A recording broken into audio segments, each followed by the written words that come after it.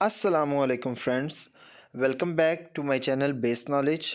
मेरा नाम है जिब्रान सईद और आज का हमारा टॉपिक है कैरियोटाइप एनालिसिस। इससे पहले मैं आपको बताता चलूँ, इस चैनल के ऊपर आपको जेनेटिक्स, बॉटनी, बायोलॉजी के रिलेटेड लेक्चर्स मिलेंगे और इसके अलावा इंटरनेशनल यूनिवर्सिटीज़ में एडमिशन, स्टडी अब्रॉड के रिलेटेड वीडियोस भी मिलेंगी। तो काइंडली मेरे चैनल को सब्सक्राइब करें, बेल आइकन को दबाएं और लाइक करें। और अगर आपको किसी एक स्पेसिफिक टॉपिक के ऊपर वीडियो चाहिए हो तो आप कमेंट बॉक्स में भी मेंशन कर सकते हैं। अब हम अपनी वीडियो स्टार्ट करते हैं। कैरियोटाइप कैरियोटाइप होता क्या है, कैरियोटाइपिंग क्या होती है? कैरियोटाइप में हम एक complete set of chromosome, human या किसी भी ऑर्गेनिज्म का क्रोमोसोम्स का कंप्लीट सेट को अरेंज करते हैं और उनकी अपीयरेंस की बेस पे हम आइडेंटिफाई करते हैं उनके जीनोम्स को। ठीक है, a karyotype is a set, complete set जिनके numbers, arrangement and the appearance of all chromosome of a cell of any living organism. अब इसमें क्या होगा? The chromosomes are arrange and displayed often on a photo in a standard form. आप chromosome को cell के अंदर जितने भी क्रोमोसोम है ड्यूरिंग सेल डिवीजन, उन्हें आप आइडेंटिफाई करके एक फ़ोटो के ऊपर अरेंज करते हैं। अरेंजमेंट ओरिजिनल फॉर्म में नहीं होती, लेकिन क्रोमोसोम की शेप को बाद में कंप्यूटराइज अरेंज किया जाता है ताकि कंपेयर कर सकें। तो these are represented in pairs. उन्हें पेयर की हालत में यानी कि होमोलोगस क्रोमोसोम की हालत में रखा जाता है। उनके साइज़, उनकी पोजीशन और पोजीशन ऑफ सेंट्रोमियर के लिहाज से उन्हें अरेंज किया जाता है। यानी कि दो क्रोमोसोम जो बिल्कुल साइज़ में सेम है, शेप में सेम है, सेंट्रोमियर की पोजीशन सेम है, तो डेफिनेटली वो आपके पास होमोलोगस क्रोमोसोम होंगे, तो उन्हें साथ साथ रखा जाता है ताकि पेयर को आइडेंटिफाई किया जा सके। Karyotypes are examined in search of the chromosomal aberration. अगर एग्जैक्ट पेयरिंग ना बने, कोई क्रोमोसोम एक्स्ट्रा हो, कोई क्रोमोसोम डिलीटेड हो, कोई क्रोमोसोम डैमेज्ड हो या उसके अंदर कुछ पार्ट मिसिंग हो, यानी कि पार्शियल मोनोसोमी वगैरह के केस में, तो आप उसे आइडेंटिफाई कर सकते हैं कैरियोटाइप मेथड से। It is use to determine often aspect of the individual genome type like sexes XX and XY। अगर एक इंडिविजुअल का जीनोम आइडेंटिफाइड नहीं है, कोई फीटस है, आप उसका जीनोम डिटरमिन करना चाहते हैं, तो आप उसके सेल का कैरियोटाइप निकालेंगे तो आपको शो हो जाएगा। अगर उसके अंदर 2X क्रोमोसोम हुए तो that will be a female.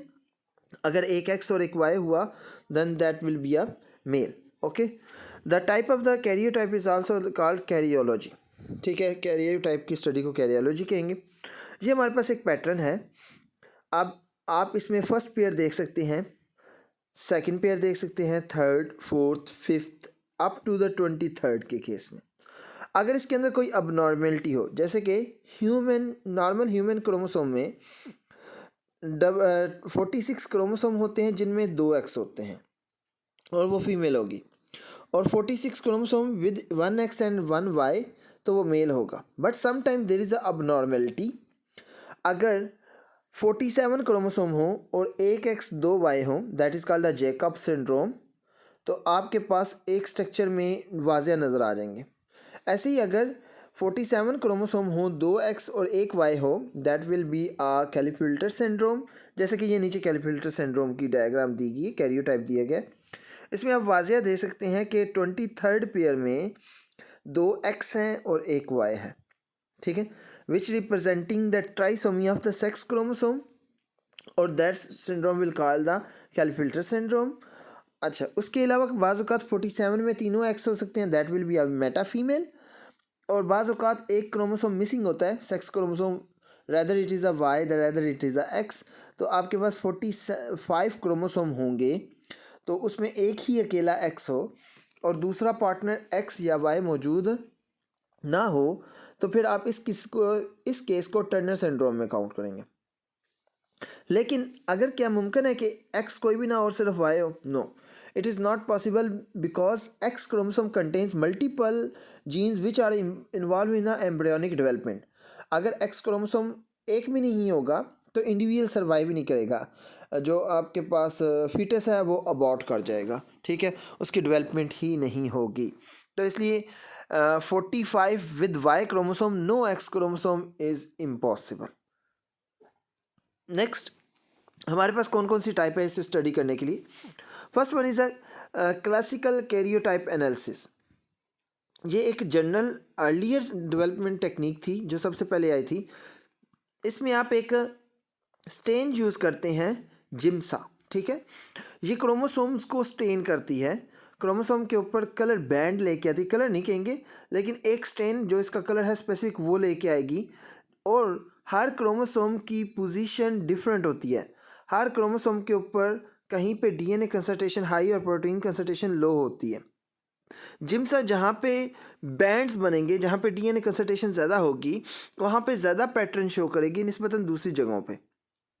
तो हर क्रोमोसोम के अंदर बेंडिंग पैटर्न डिफरेंट होगा.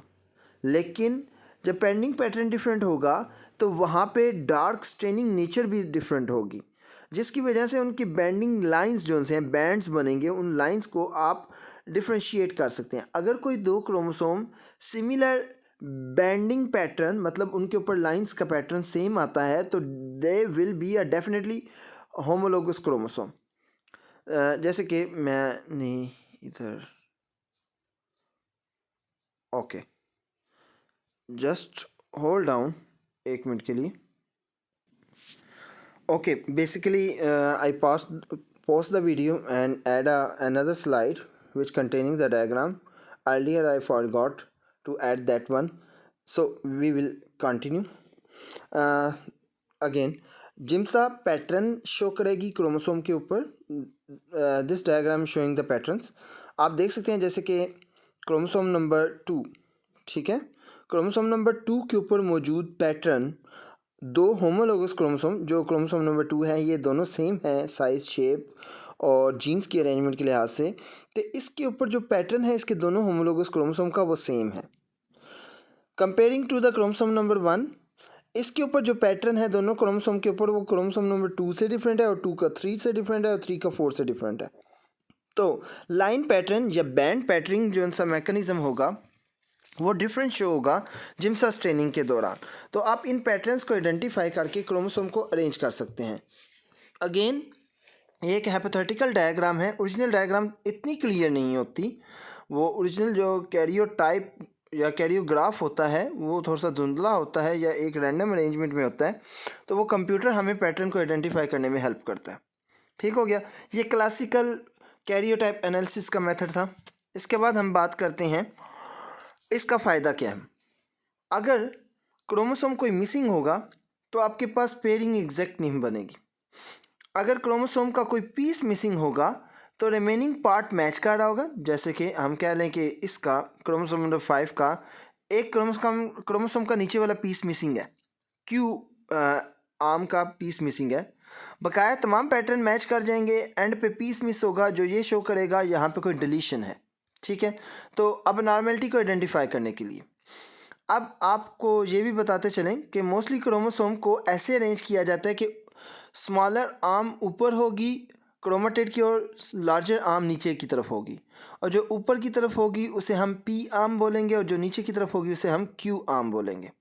तो जो पोर्शन डिलीट होगा, जो मिसिंग होगा, उसके लिए माइनस शो किया जाएगा. जस्ट लाइक दैट हम यहाँ पे देखते हैं, जैसे क्राइडियोचैक के केस में 46 क्रोमोसोम होते हैं, 2 एक्स होते हैं फीमेल में, और क्रोमोसोम नंबर 5 की जो स्मॉलर आर्म है पी, उसके सामने आगे हमने इधर माइनस लिखा हुआ है. ये आप देख सकते हैं, ये माइनस ये शो कर रहा है कि पी की एक स्मॉलर आर्म जो सी है क्रोमोसोम की, उसके अंदर डिलीशन मौजूद है.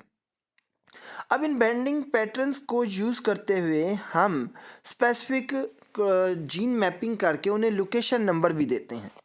अब लोकेशन नंबर से वाज़ह तौर पे एग्जैक्ट क्लियर भी बताया जा सकता है कौन सा रीजन डिलीटेड है.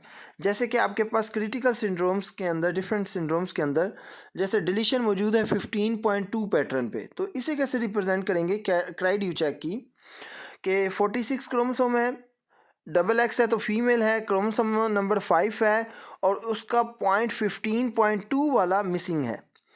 आप ऐसे -15.2 भी लिख सकते हैं, नहीं तो आप इस तरह डिलीट मतलब डिलीट हुआ हुआ ना chromosome number 5 smaller arm P और मिसिंग पोर्शन 15.2। ठीक हो गया। Karyotype also shows the individual chromosome that match up with individual ones। हर एक स्पेसिफिक क्रोमोसोम अपने होमोलोगस क्रोमोसोम से मैच करेगा।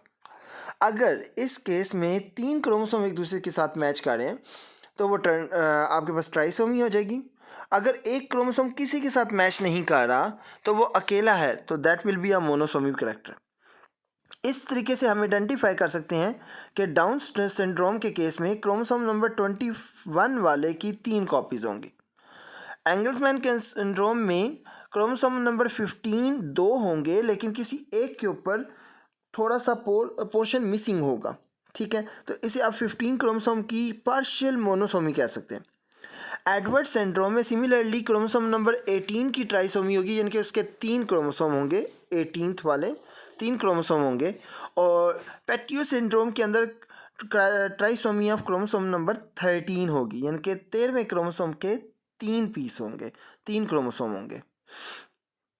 Next, last but not the least, spectral chromatotype. ये सबसे एडवांस टेक्निक है, स्काई टेक्निक, SKY से शॉर्ट करके बोलते हैं। स्पेक्ट्रल वर्ड ड्राइव हुआ है कलरिंग से। कैरियोटाइप आपको पता है, क्रोमोसोम की अरेंजमेंट को देख के उसे क्रोमोसोम को तरतीब लगा के उनकी एक इमेज बनाना कैरियोटाइप कहलाता है।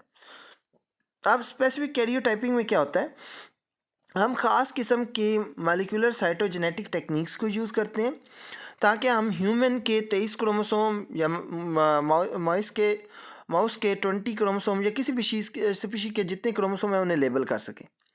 इस टेक्निक के अंदर क्रोमोसोम की अबनॉर्मलिटी देखी जा सकती है। हम किसी कैंसरस सेल को देख सकते हैं, किसी डिसीज्ड इंडिविजुअल को देख सकते हैं, कोई अबनॉर्मलिटी कंजेंटल डिसीज़ वाले इंडिविजुअल के कैरियोटाइप करके उन्हें देख सकते हैं। मज़े की बात यह है कि आप इसमें क्रोमोसोम को कलर देते हैं। कलर कैसे देते हैं, हम small specific chromosome drive DNA, यानी कि हर एक क्रोमोसोम के अंदर कोई ना कोई ऐसा DNA पार्ट होता है जो उसका उसका एक स्पेसिफाइड रीजन होता है जो किसी और क्रोमोसोम में नहीं होगा। तो हम उसके अकॉर्डिंग एक प्रोब बनाएंगे। प्रोब क्या होता है, जो उसके कंप्लीमेंट्री पोर्शन पे अटैच हो जाए। तो स्मॉल DNA का पोर्शन बनाएंगे और लैब के अंदर उसके अंदर फ्लोरोफोर्स यानी कि कलर गिविंग स्ट्रक्चर को अटैच करेंगे जो उन DNA के अंदर एक स्पेसिफिक कलर शो करेंगे।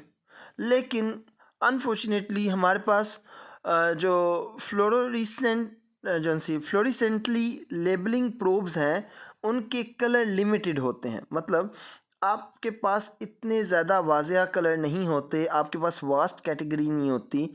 इंसान के अंदर 23 क्रोमोसोम है, तो आप डिफरेंटली 23 किस्म के कलर नहीं ला सकते। तो हम क्या करते हैं, हमारे पास लिमिटेड क्रोमोसोम को देने के लिए कलर है 5 to 6, हम उन कलर्स की मिक्सिंग करते हैं।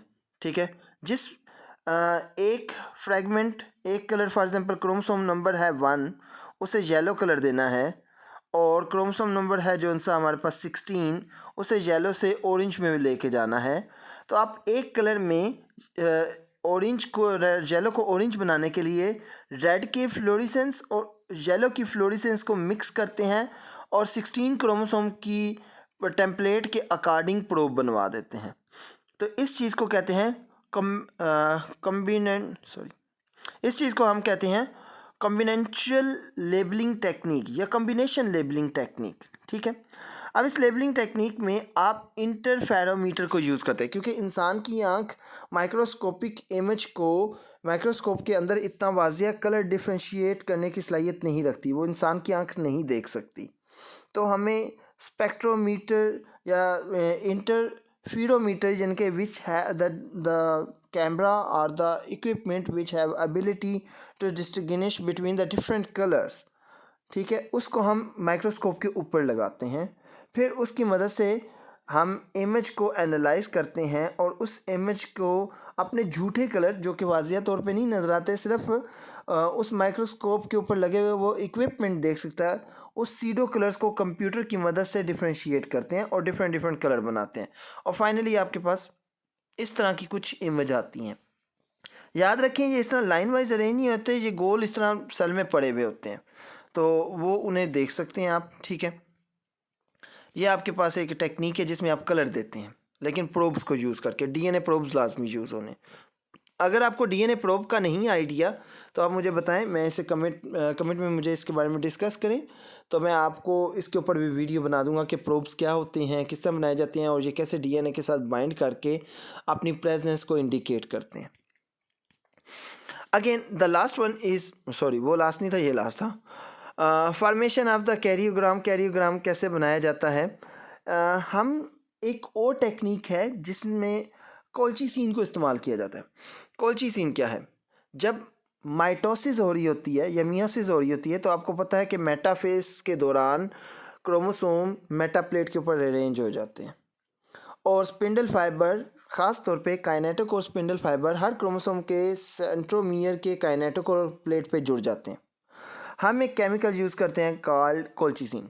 सेल जब अपने मेटाफेज के अंदर होता है तो हम कोल्चिसिन को अप्लाई करते हैं। कोल्चिसिन का क्या काम होता है कि स्पिंडल फाइबर्स का की जो यूनियन है क्रोमोसोम के साथ उसे डिस्टर्ब कर देते हैं। स्पिंडल फाइबर वीक होते हैं, साइटोस्केलेटन डिज़ाल्व हो जाते हैं, तो तमाम के तमाम क्रोमोसोम जिन्हें सेंटर में ला के स्पिंडल फाइबर ने खड़ा किया था और एनाफेज के दौरान उन्हें सेपरेट करना था, लेकिन वो अब सेपरेट नहीं होंगे क्योंकि स्पिंडल फाइबर ही डिज़ाल्व हो गया।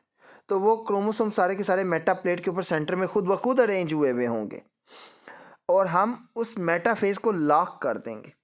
जब उसे हम लॉक करेंगे, यही बात इधर भी लिखी है, in this case the cells are locked in metaphase in vitro with the colchicine. Colchicine is the drugs that which prevent the cytokinesis. Cytokinesis नहीं होने देती। These cells are then stained and photographed. उन्हें आप strain करते हैं, colour देते हैं suitable, और फिर उनके एक फ़ोटोग्राफ लेते हैं। देन आप उनको अरेंज करते हैं। अरेंज करने के बाद इससे फ़ायदा क्या होता है? आप मोस्टली एक्स क्रोमोसोम या एक्स वाई क्रोमोसोम को भी आइडेंटिफाई कर सकते हैं। अगर किसी के अंदर क्रोमोसोम ऊपर नीचे हैं, कोई क्रोमोसोमल एब्रेशन है, उसे भी आइडेंटिफाई कर लेंगे। वैसे नॉर्मली एक फ़ीमेल के अंदर एक क्रोमोसोम एम्ब्रियोनिक स्टेज के बाद सोमैटिक सेल के अंदर एक क्रोमोसोम एक्टिव होता है एक्स का, दूसरा क्रोमोसोम इनएक्टिव होता है। वो इनएक्टिव क्रोमोसोम को हम बॉर बॉडीज़ कहते हैं। बाज़ औक़ात कुछ मेल्स के अंदर भी बॉर बॉडीज़ पाई जाती हैं, but it is a different topic. Barr bodies क्या हैं, उनका क्या फंक्शन है, ये क्यों इनएक्टिव फॉर्म में एक क्रोमोसोम होता है एक्स और दूसरा वर्किंग में होता है, ये अलग बात है। बहरहाल रिप्रोडक्टिव सेल में ये दोनों एक्टिव होते हैं। यहाँ पे हमारा ये टॉपिक कंप्लीट होता है। होप सो आपको समझ आ गई होगी। काइंडली अगर आपको पसंद आता है, थोड़ा सा पसंद आता है, तो चैनल को सपोर्ट करें, लाइक करें और वीडियो को भी शेयर करें जितना हो सकता है। Thank you so much.